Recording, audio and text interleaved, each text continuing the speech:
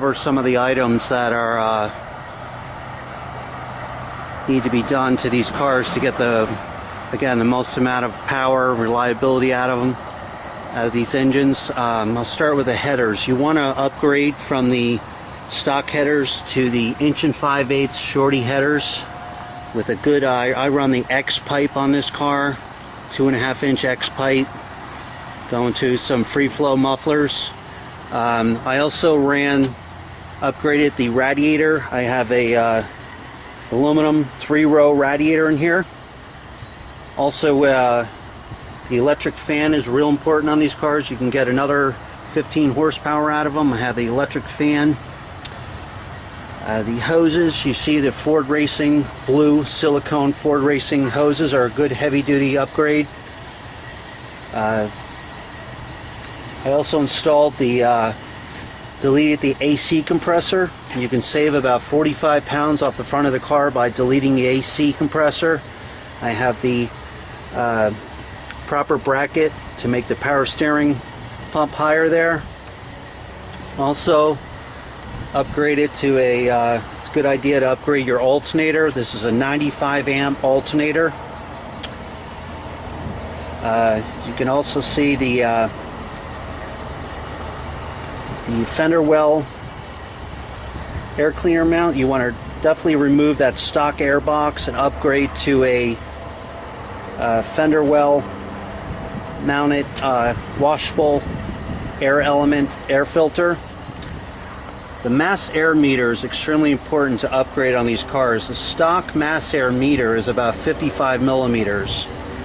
This particular mass air meter is a 75 millimeter mass air meter, and you also must have the proper calibration for the fuel injectors. If you're running a 24-pound fuel injector, which is what we supply on our engines, then you must get the mass air meter, as it says right here, to 24-pound mass air meter. That has to be correctly calibrated for the proper size injector. If not, the engine will not run properly. And you also have to get the one, if you have a fender well mount air filter, you have to get the proper mass air meter in conjunction with that. So that's real important on these cars. The 65 millimeter or 70 millimeter throttle body Edelbrock ones, what I have on here, is real nice on these cars. You get a good upgrade. The idle screw is right on the underneath there, and usually you want to run these with a performance cam around 950 RPMs at idle with a stick shift car. That's important. The ignition timing, I'm going to go over the ignition timing. When you set the ignition timing, you want to get the engine running up to temperature, and right here is a little gray plug that comes off the wire off the distributor. It's right here. When you get the engine up to temperature and you want to get it to the lowest idle setting you can get with the engine not stalling out, usually about 850, 800 RPMs is good. You want to unplug this gray little prong here. It just has 2 spade connectors. You just pop it out. You want to pull that out, and right inside down there is the timing pointer. You want to hook up your timing light to number 1 spark plug wire. It's the number 1 cylinder on the passenger side to the front. You want to clamp on your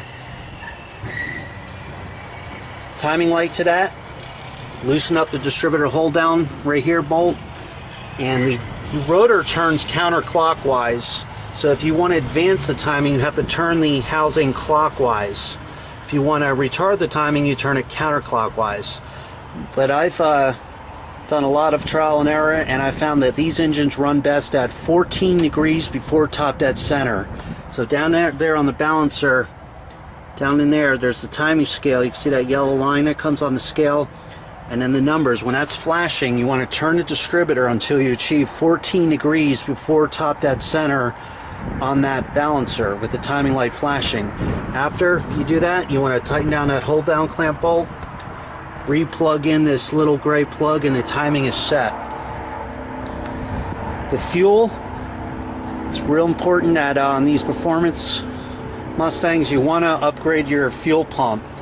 I'm running a 190 liter per hour Walbro fuel pump back in the fuel tank.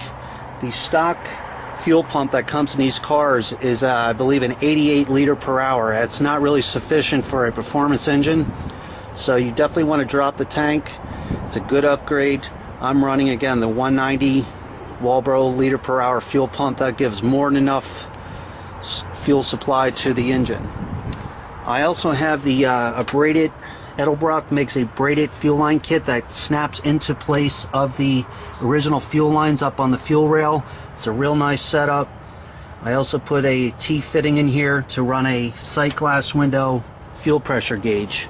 And that fuel pressure gauge on there, you always know what your fuel pressure is running. I'm running at about 43 psi on the fuel pressure, and that's where you really want to have it there, anywhere between 39 to 43 pounds.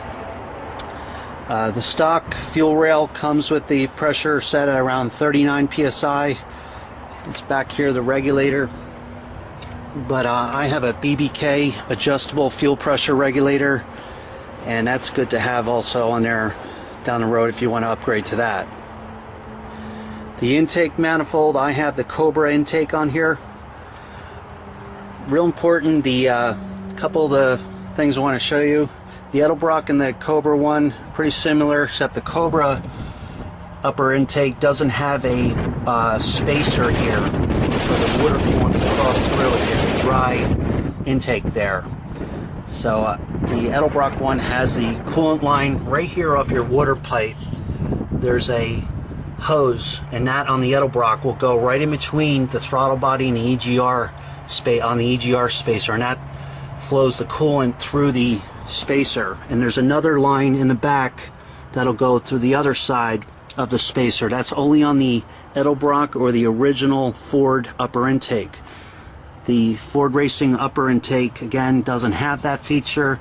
It's dry here, it's casted dry, so there is no water coolant hookup off the water pipe on the Cobra, but the Edelbrock and the original stock manifold has that. So our motors, we do supply the lines on there for the Edelbrock setup. So I went over the timing, the alternator, the AC delete, the electric fan radiator, the cold air kit in the fender well, the headers. These cars run really strong. If you have a T5 stick car, I have the 373 rear end gears in there. That gives you a real nice head snapping acceleration. If you're running an AOD trans, I recommend the 411 gears in the rear and a new posi unit. That'll give you a real nice throttle response. I'm also running the, if you are going to upgrade the T5, go with the world-class T5 trans, and the clutch, real heavy. You want to put a heavy-duty, like a spec clutch I have in this. That's a real good street clutch in here. Also, I also recommend a high torque mini starter. It's a lot lighter than the original unit, and that also works nice.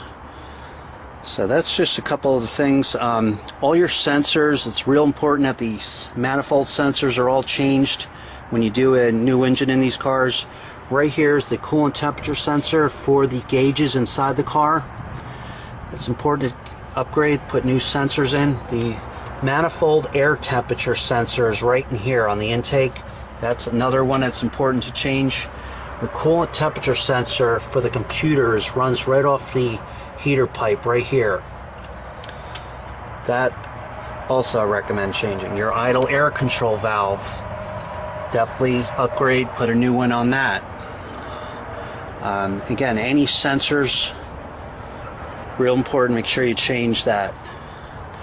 But these are just a few of the items I want to show you that can really make a big difference in these cars for them to run properly and be reliable, and that's what it's all about. So